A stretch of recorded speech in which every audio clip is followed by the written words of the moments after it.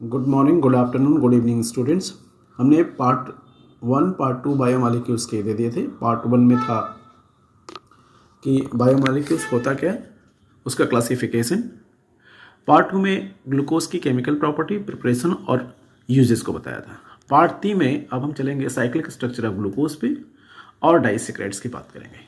ठीक है, तो जब ये तीनों हो जाएगा तो कार्बोहाइड्रेट खत्म हो जाएगा, डाइसेक्राइड्स और पॉलीसेक्राइड्स, तो कार्बोहाइड्रेट्स खत्म हो जाएगा। फिर प्रोटीन मॉलिक्यूल्स और इसके बाद फिर से विटामिन्स, फिर मिनरल्स और इसके बाद में फिर से न्यूक्लिक एसिड की बात करेंगे। तो फर्स्ट देखो बायोमॉलिक्यूल्स पार्ट 3, राइट। अब इसमें क्या करना है कि इसमें क्या होता है कि cyclic structure of glucose first मैंने ऐसे बना दिया था कि कार्बन वार्बन बना दिया था और इसमें बता दिया था। अगर अब यहाँ पे देखोगे तो कार्बन के नंबर हैं टोटल 6, ग्लूकोज में एज यूजुअल जैसे होते थे 1 2 3 4 5 और 6।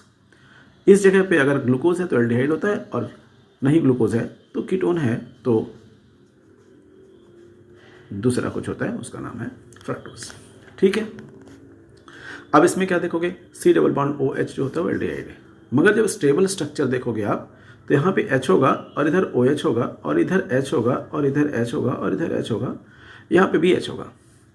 इसके H के ठीक अपोजिट में आपको OH लगा देना है क्योंकि हमारा टॉपिक है structure of glucose, structure of glucose. ठीक है, तो अब स्ट्रक्चर ऑफ ग्लूकोज में देखोगे तो इधर स्टेबल स्ट्रक्चर हमको बनाना है। तो इधर H हो जाएगा, इधर OH हो जाएगा, H हो जाएगा, H हो जाएगा और H हो जाएगा, इधर भी H हो जाएगा। इस जगह पे H लगा देंगे, इधर OH लगा देंगे, इधर भी हम OH लगा देंगे, इधर भी OH लगा देंगे। मतलब कि एक साइड में अगर H लगा है तो उसके अपोजिट साइड में OH लगाना होगा। यही बस इसका कंसेप्ट है, इसको मत भूलना तुम लोग। ठीक है, एक साइड में H तो दूसरे साइड में OH, फिर इधर H लगा तो OH और इधर OH लगा तो ऐसे करके ये तुम्हारा हो गया एल्डो ग्रुप। ठीक, अब ओपन चेन स्ट्रक्चर इसका जो है सबसे स्टेबल स्ट्रक्चर है। बुक में क्या गिवन है कि अगर तुम पता करोगे कि एल्डिहाइड ग्रुप है, यहाँ पे तुमको पता है कि ये ब्रोमीन वाटर लगाते हैं तुरंत से ये कार्बोक्सिलिक एसिड में कन्वर्ट हो जाता है। तो ये जो हो जाता है COOH, इसको हम बोलते हैं ग्लूकोनिक एसिड। और इतना जितना रिमेनिंग पोर्शन है वो एज यूजुअल मेंटेन रहेगा। तो 1 2 3 4 5 और एक और 6, इधर यहाँ पे H और यहाँ पे OH लगा दो, यहाँ पे H लगा दो, यहाँ पे H लगा दो, इस साइड में OH और H और H और OH और H। ये इसका पूरा का पूरा स्ट्रक्चर बन जाएगा। तो ये स्ट्रक्चर नंबर 1 है और ये स्ट्रक्चर नंबर 2 है। और इन सारे स्ट्रक्चर्स के बाद अगर आपको देखना है तो एक और स्ट्रक्चर बनाओगे, वो स्ट्रक्चर होगा स्ट्रक्चर 3।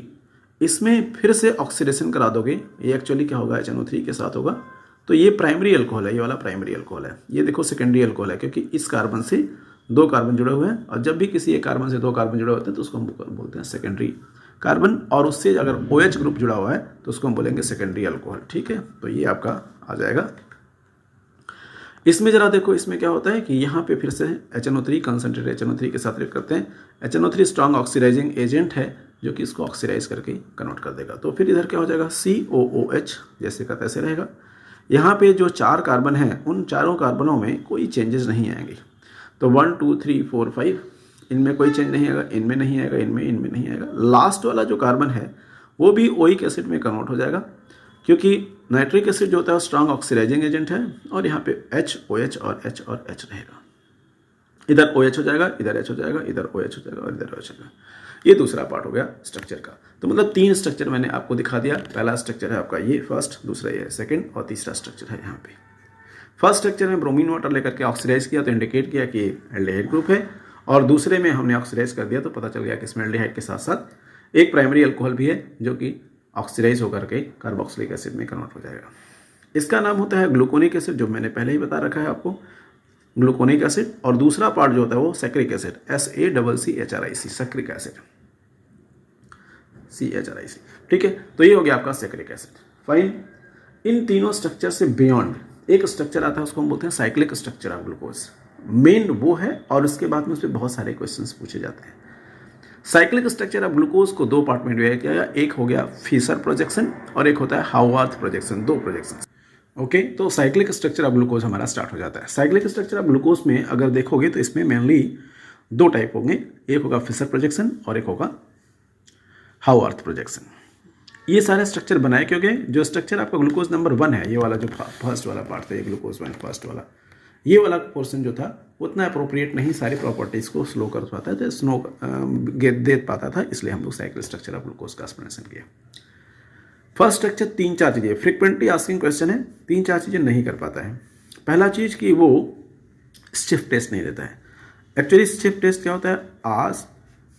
SCHIFF शिफ्ट टेस्ट होता है, शिफ्ट बेस होता है।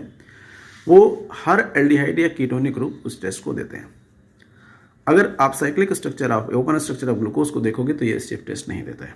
शिफ्ट टेस्ट में होता क्या है कि एक NH2 और R को ले लेते हैं और किसी भी कार्बोनिल ग्रुप से जब हम रिएक्ट कराते हैं तो उसका H2 इधर का और ऑक्सीजन इधर का हट जाता है और फिर क्या होता है C++ON और इसकी जगह पे R आता है।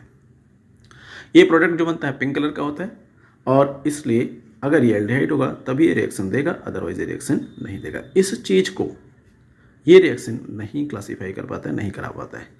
तो पहली हो गई प्रॉब्लम कि ग्लूकोज जो ओपन चेन स्ट्रक्चर है, फर्स्ट वाला स्ट्रक्चर जो मैंने अभी बताया, वो वाला स्ट्रक्चर जो होता है वो नहीं देता है। क्या नहीं देता है? शिफ्ट टेस्ट। दूसरा क्या होता है, ये glucose additional product of sodium hydrogen sulphide नहीं देता। ये आपका ग्लूकोज होगा CH, कौन सा ग्लूकोज? ओपन चेन स्ट्रक्चर नहीं इंडिकेट करता है CHO पर CH2 और OH।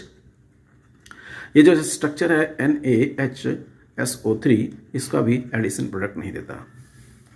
इससे ये इंडिकेट नहीं होता है कि इसमें कार्बोनिल ग्रुप है, आई मीन एल्डिहाइड है या नहीं है। और एक चीज़ और, जो पेंटाएसिटेट ऑफ ग्लूकोज है वो हाइड्रोक्सिल अमीन से रिएक्ट भी नहीं करता। पेंटाएसिटेट ऑफ ग्लूकोज का मतलब समझते हो? पेंटाएसिटेट ऑफ ग्लूकोज का मतलब हो गया कि जो ग्लूकोज मॉलिक्यूल्स ये वाला जो रिएक्ट करता है एसिड एनहाइड्राइड के साथ, एसिड एनहाइड्राइड के साथ CH2OH, ये 4 टाइम्स, ब्रैकेट यहाँ नहीं रहेगा और यहाँ पे H लगा होगा। ये अगर OC++O जो मैंने पहले ही बता रखा है, इसके साथ जो रिएक्ट करता है, ये रिएक्शन के बाद जो प्रोडक्ट बनेगा उसको NH2NOH, जिसको हम हाइड्रोक्सिल अमीन कहते हैं, ये रिएक्शन नहीं देगा। ये इसके 3 कैरेक्टरिस्टिक्स होंगे। पहला क्या, जो open chain structure of glucose है, फर्स्ट क्या करता है? फर्स्ट में ये दिखाता है कि शिफ्ट टेस्ट नहीं देता। सेकेंड में क्या देखता है? Additional product of sodium hydrogen sulphide नहीं देता।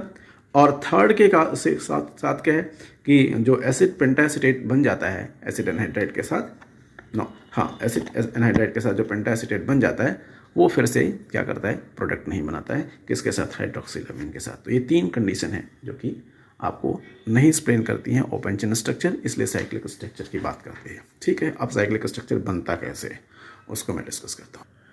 साइक्लिक स्ट्रक्चर ऑफ ग्लूकोज में क्या होता है, पहले तुम क्या करोगे, ये हम फिशर प्रोजेक्शन बनाने जा रहे हैं। बच्चों को देख करके बड़ा कॉम्प्लिकेटेड लगता है, मगर थोड़ा सा दिमाग लगाओगे, थोड़ा सा ध्यान दोगे तो बहुत आराम से समझ में आएगा और ये पूछा जरूर जाता है, बड़ा इंपॉर्टेंट है। सबसे पहले तुम क्या करना कि एल्डिहाइड कीटोन वाले जो कंटेंट हैं जैसे का तैसे स्ट्रक्चर बना देना ऐसा, और यहाँ पे ऐसे पूरा एक्सपेंडेड कंडेंस फॉर्म में नहीं, 1 2 3 4 5, ये 5 के 5 6 के 6 पूरे स्ट्रक्चर को एक्सपेंडेड फॉर्म में लिखना ऐसे। तुमको बताता है स्टेबल कंडीशन में H इधर हो जाता है, दूसरा OH इधर होता है, फिर इधर H होता है, फिर इधर H होता है, फिर H होता है, H होता है। जहाँ पे H लगा हुआ है उसके ठीक अपोजिट में OH, और जहाँ पे OH लगा हुआ है उसके ठीक अपोजिट में H, फिर यहाँ पे OH और फिर यहाँ पे OH और फिर यहाँ पे OH, ऐसा करके। अब ये तुम्हारा normal open chain structure of glucose बन गया। मगर इसको साइक्लिक बनाने के लिए क्या करना पड़ेगा? सबसे पहले नंबरिंग करना पड़ेगा। एल्डिहाइड ग्रुप है तो इसलिए ये फर्स्ट कार्बन हो गया, ये सेकंड कार्बन हो गया, ये थर्ड कार्बन हो गया, ये फोर्थ कार्बन हो गया, ये फिफ्थ कार्बन हो गया, ये सिक्स कार्बन हो गया। ठीक, स्टेबिलिटी के अकॉर्डिंग जो फिशर प्रोजेक्शन दिया गया तो उसमें ये बताया गया कि जो फिफ्थ नंबर का कार्बन है, ये वाला, ये कार्बन फिफ्थ नंबर वाला, इसका एक हाइड्रोजन जा करके इसके O से अटैच हो जाता है और ये बन जाता है OH। इसके बाद ये जो डबल बॉन्ड टूटता है, ये डबल बॉन्ड टूट करके ये वाला डबल बॉन्ड ठीक इस 5वें कार्बन के ऑक्सीजन से ज्वाइंट हो जाता है, बहुत लंबा बॉन्ड बन जाता है। जैसे लंबा बॉन्ड बनता है, फिर क्या होता है कि हम उसको फिर से एक बार देखते हैं। इस H को मैंने ऐसे करा दिया और इस O को, जो O था, थोड़ा ऐसे इसको लिख दिया क्योंकि ये सेट हो जाए। फिर दूसरा कार्बन, फिर तीसरा कार्बन, फिर चौथा कार्बन, फिर 5वां कार्बन, 1 2 3 4 5 और छठा कार्बन, ऐसा ऐसा। तुम्हें पता है कि फिफ्थ वाला कार्बन जो है, इसका ऑक्सीजन इसके कार्बन से जुड़ जाता है, बीच में ऐसे ऑक्सीजन दे सकें। ठीक, और ये जो है H यहाँ पे आ जाता है तो ये OH बन जाता है। इसके बाद फिर क्या होता है, इधर H, इधर OH, इधर H, इधर फिर H, इधर फिर H। जहाँ पे H होता है उसके ठीक अपोजिट में OH, H, OH और यहाँ पे OH। ऐसा ये हो जाता है आपका साइक्लिक स्ट्रक्चर ऑफ ग्लूकोज। इसको हम बोलते हैं फिशर प्रोजेक्शन। ठीक ऐसे ही बन के खाली हो जाता है। बुक में प्रेजेंट करने का तरीका थोड़ा सा अलग है। H होगा, C होगा, OH होगा, फिर 5 कार्बन ऐसे कैसे होंगे 1 2 3 4 5 6। इसको उन्होंने ऐसे दिखा दिया है। तो ये तुम ये भी दिखा सकते हो, दोनों में से कोई भी स्ट्रक्चर लिखोगे तो करेक्ट होगा। इसके बाद में ये सारी चीज़ें आपको जैसे कि तैसी दिखानी है। यहाँ पे H लगाना है, यहाँ पे OH लगाना है, यहाँ H लगाना है, यहाँ OH लगाना है, H लगाना है, H लगाना है और इस जगह पे H लगाना है। और जहाँ पे H होगा उसके अपोजिट में क्या करना है आपको OH लगा देना। ये कार्बन का नंबर 1 2 3 4 5th से जुड़ेगा, इसको थोड़ा आप करेक्ट कर लेना। ये 5th से ही जुड़ेगा, ये 5वें नंबर से, 20 से नहीं जुड़ेगा। ठीक है। और यहाँ पे H की जगह OH लग जाएगा, इधर OH लग जाएगा, इधर H लग जाएगा, इधर भी OH लग जाएगा। तो ये प्रिकॉशन लेना कि यहाँ से नहीं जोड़ना है, 5th का ये सब कुछ नहीं है, इससे और इससे आपको जोड़ना है, बन जाएगा। ठीक, ये हो गया आपका फिशर प्रोजेक्शन ऑफ ग्लूकोज, जो कि या तो पहला बना लो फर्स्ट वाला और या तो सेकंड बना लो। ठीक है। अब क्या होता है, हाउआर्थ स्ट्रक्चर आता है। हाउआर्थ स्ट्रक्चर तो बनाना बहुत ईजी है, देखने में कॉम्प्लिकेटेड लगता है मगर बन जाता है। हाउआर्थ स्ट्रक्चर बनाने के लिए आपको क्या करना पड़ेगा, साइक्लिक स्ट्रक्चर बनानी पड़ेगी। जैसे हेक्सागोनल अरेंजमेंट, जैसे बेंजीन, रॉ बेंजीन जिसमें कि डबल बॉन्ड नहीं है, और इस जगह पे ऑक्सीजन दे देना क्योंकि ये ऑक्सीजन से जुड़ा होता है। इसके बाद बड़ा सिंपल है, 1 2 3 4 हर कार्बन पे ऐसे लाइन खींच देना।